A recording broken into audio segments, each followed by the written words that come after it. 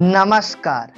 हमारे देश में एग्जाम हो और देश के युवाओं के साथ खिलवाड़ न किया जाए तो ये किस प्रकार का एग्जाम हो। दरअसल 4 जून को देश के इलेक्शन का रिजल्ट आता है और दूसरी तरफ देश के युवाओं को भविष्य के साथ खिलवाड़ करने वाला भी रिजल्ट आता है। दरअसल होता यह है कि एनटीए यानी कि नेशनल टेस्टिंग एजेंसी नीट की रिजल्ट को जारी करता है 4 जून को। जो रिजल्ट को जारी करना था 9 जून को, लेकिन इसे राजनीतिक के चक्कर में 4 जून को रिजल्ट जारी किया जाता है और इसमें ये ऐसी गड़बड़ी होती है कि 67 बच्चों का 720 में से 720 मार्क्स आ जाते हैं।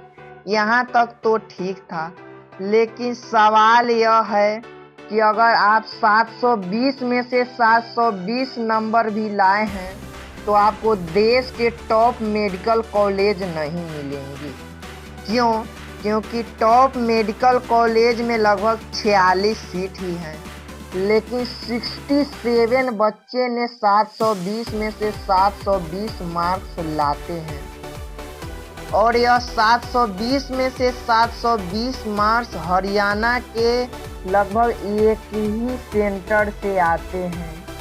यह एग्जाम होने से पहले क्वेश्चन आउट होता है।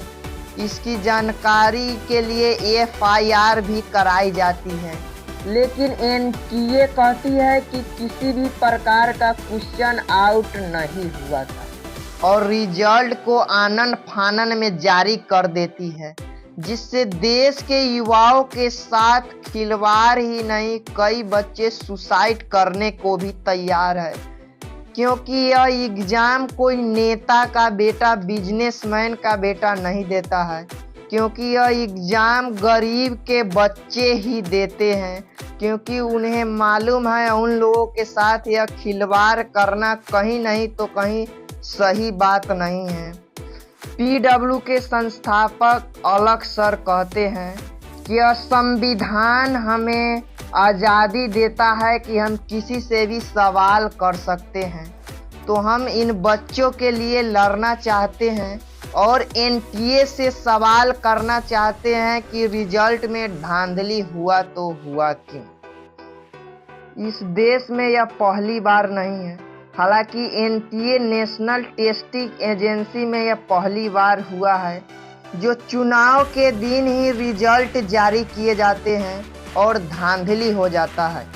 इसमें लगभग 24 लाख बच्चे एग्जाम दिए थे, जिसमें से 24 लाख बच्चे लगभग गरीब परिवार से थे और उन लोगों के साथ यह खिलवाड़ किया गया।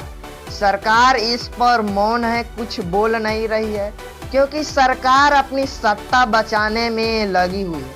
हम विपक्ष को धन्यवाद देना चाहते हैं कि कम से कम विपक्ष के कानों तक यह आवाज़ पहुंचती है और विपक्ष इसे अपनी मजबूती से आवाज़ उठाते हैं और कहते हैं कि हम युवाओं के, स्टूडेंट के साथ हैं।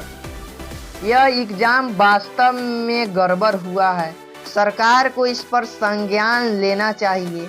बाकी इस क्वेश्चन आउट नीट जो इतनी बड़ी एग्ज़ाम होती है और इसमें इतनी गड़बड़ी पाया गया कि 720 में से 720 मार्क्स तो आए हैं। कुछ बच्चों का ऐसा जो 718 और 19 मार्क्स आ जाते हैं। ऐसा इस एग्ज़ाम में पॉसिबल होता ही नहीं है, क्योंकि इस एग्ज़ाम में एक क्वेश्चन 4 मार्क्स का होता है। अगर आप गलत करेंगे तो 5 कटेगा और ये 718 और 719 मार्क्स आना कहीं नहीं तो कहीं अब पॉसिबल नहीं है।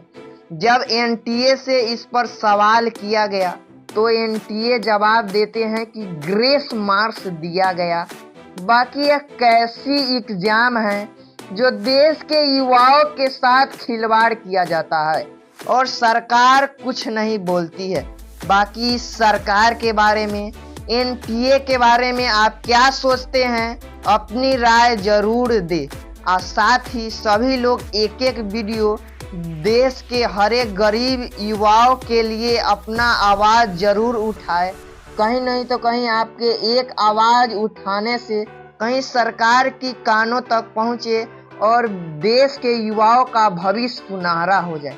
बाकी ये छोटा सा प्रयास मेरा कैसा लगा, हम सरकार से कहना चाहते हैं कि इसे पुनः वापस लिया जाए और सही तरीके से रिजल्ट को दिया जाए, जिससे देश के युवाओं का भविष्य बर्बाद ना हो। क्योंकि इसमें गरीब के बच्चे देते हैं और नेताओं के बच्चों को क्या मतलब जो एग्ज़ाम दे, तो उन्हें क्या दर्द मालूम कि एग्ज़ाम क्या होता है, गरीबी क्या होता है। बाकी इस एग्ज़ाम के बारे में जो गड़बड़ी हुई इसे आप क्या सोचते हैं, अपनी सलाह देना ना भूलें। तब तक के लिए जय हिंद, जय